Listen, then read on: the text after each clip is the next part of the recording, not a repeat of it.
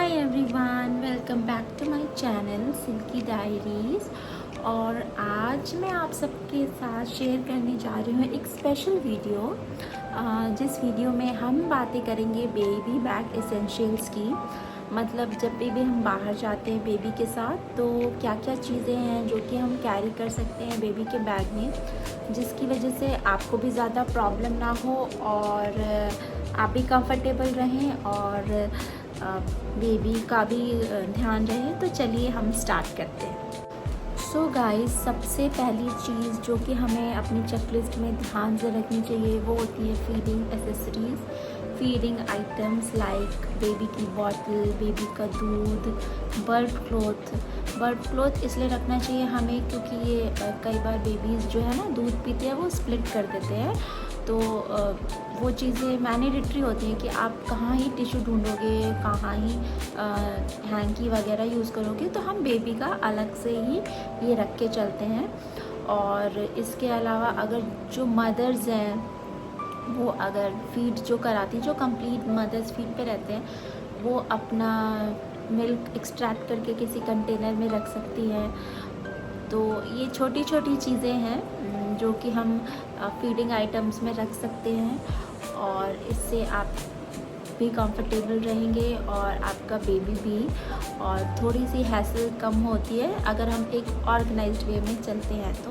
तो ये सबसे इम्पॉर्टेंट और सबसे पहली चीज़ है हमारी बेबी बैग चेकलिस्ट एसेंशियल में जो कि हमें रखनी चाहिए। फीडिंग के लिए सारी चीज़ इम्पॉर्टेंट होती है, ये चीज़ हमें ध्यान रखनी चाहिए कि हमारा जो बच्चा है वो छोटा है और हाँ उसे कभी भी कहीं भी भूख लग सकती है। तो ये चीज़ें हमें स्पेशली जब बच्चे 6 मंथ से ऊपर के हो जाते हैं और जब थोड़ा बहुत ऊपर का दूध लेने लगते हैं तो ये चीज़ें मस्ट हो जाती हैं।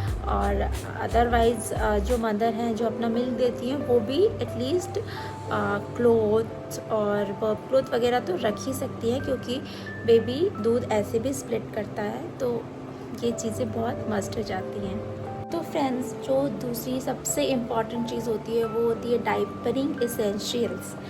डाइपर एसेंशियल्स से कहने का मेरा मतलब सिर्फ डाइपर नहीं है, मतलब कि जैसे हम बाहर जा रहे हैं तो हम पहले तो बेबी के वेट वाइप्स रख लें क्योंकि जब बेबी अगर ज़रूरत हो हमें तो वाइप से उसे हम क्लीन कर सकें।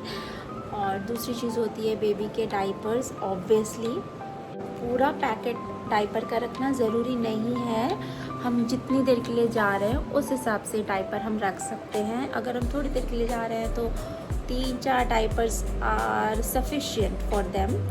और उसके अलावा हम चेंजिंग मैट रख सकते हैं क्योंकि कई बार ऐसा होता है कि जैसे हमें बेबी को चेंज कराना है तो हमें वो हम पता नहीं कहाँ पर है, कैसी जगह पर है, तो एक मैट हमें हमेशा अपने पास रखनी चाहिए जिसे बिछाकर हम बेबी को चीज़ों मतलब चेंज करा सके। तो चेंजिंग मैट बहुत इम्पॉर्टेंट होता है।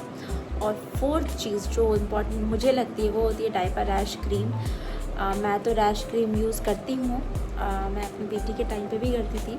और अगर आप रैश क्रीम नहीं यूज़ करते हैं, अवॉइड करना चाहते हैं कॉस्मेटिक्स, तो थोड़ा सा एक डब्बे में कोकोनट ऑयल रख लीजिए, वो बेस्ट होता है। सूदिंग भी होता है और लाइट भी होता है और बेबीज़ को इसका कोई साइड इफ़ेक्ट नहीं होता है। तो जब भी आपको लगे कि हाँ रैशेज़ आ रही हैं, रेड हो रहा है, तो आप नारियल तेल लगा दीजिए, कोकोनट ऑयल। तो ये चीज़ें इम्पॉर्टेंट होती हैं बेबी के बैग की चेकलिस्ट में, ये चीज़ें रखना आप ना भूलें।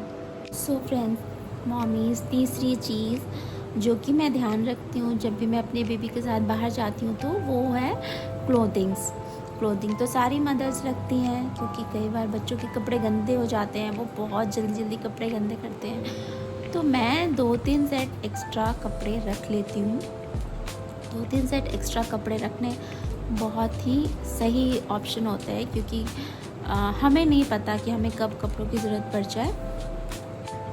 विंटर अगर है या बारिश का मौसम है, जैसे कि अभी मानसून चल रहे हैं, तो आप कैप्स रख लीजिए, मिटन्स रख लीजिए, सॉक्स रख लीजिए जो कि उसे मच्छरों से, मक्खियों से, मतलब इंसेक्ट्स वगैरह से भी प्रोटेक्ट करेंगे।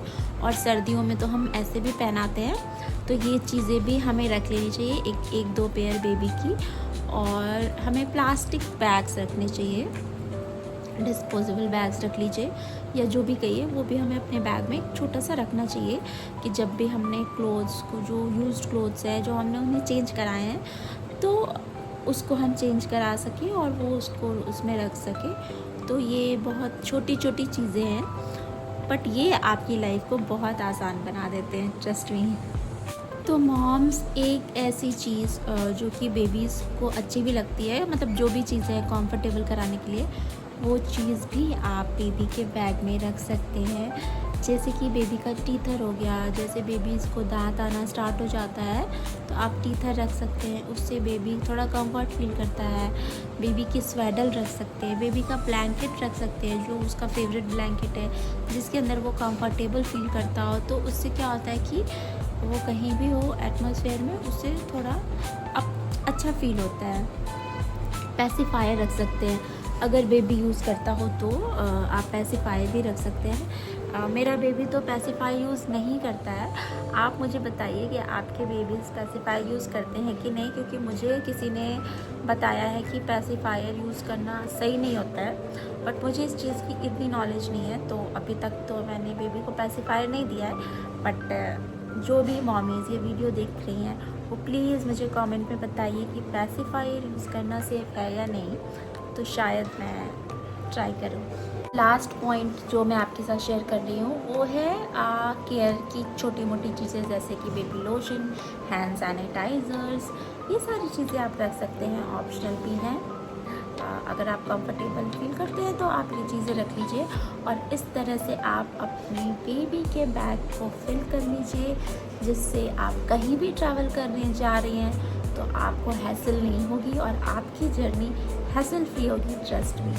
तो ये मैंने एक छोटा सा बेबी बैग का चेकलिस्ट का वीडियो शेयर किया है। अगर आपको ये वीडियो थोड़ी सी भी इंफॉर्मेटिव लगी हो या अगर थोड़ी सी भी पसंद आई हो तो प्लीज़ मेरे वीडियो को लाइक करें, मेरे चैनल को सब्सक्राइब करें। आपका सब्सक्राइब मुझे मोटिवेट करेगा कि मैं और वीडियोस बनाऊं।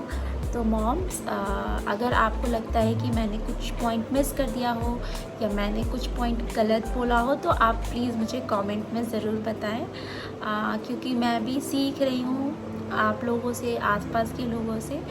तो फिर मिलते हैं नेक्स्ट व्लॉग में। Please subscribe my channel Silky Diaries and keep watching. Thank you mommies.